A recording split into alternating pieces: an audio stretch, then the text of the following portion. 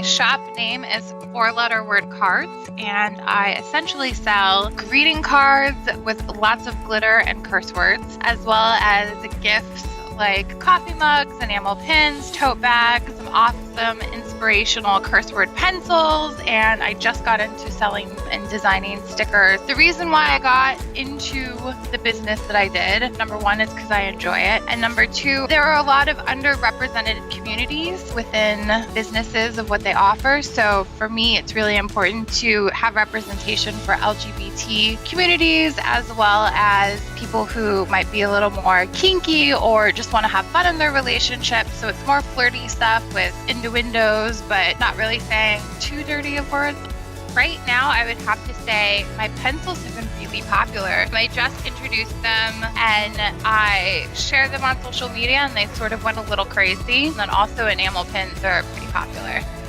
Well, I think it takes a bit of the guesswork out of the keywords and what to put in your title and your tags and all of that. Richie and Gordon, the business owners of Marmalead, they're pretty fantastic. They have a huge group on Facebook and everyone's pretty supportive. I ended up talking to Richie when Marmalead first came into being. It's been amazing to see it sort of develop. They definitely take feedback from users and try to apply that into Marmalead. I think it's awesome when you have a team that's so committed to providing such high quality content. I don't know any other app for Etsy that has been so at the forefront of creating content for creators that help them push and develop as far as they want to go.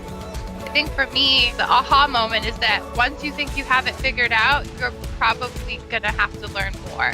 One of the great things about Marmalead is it gives you relevant information. Even though Etsy's changed, it pulls the information from Etsy, so you always have relevant information when it comes to your keywords and tags and all of that. Number one is to remember to always be true to who you are and to do something that you love, and to make sure that you soak all of your essence into your shop, because I think that's when you're going to be most successful, is when it's who you are. Number two is to always develop and always change with your website. If you remain stagnant and you only ever provide one particular style of something or one particular thing, people are going to get bored with it. So you always want to make sure to keep pushing yourself, because when you're growing, your business is growing too.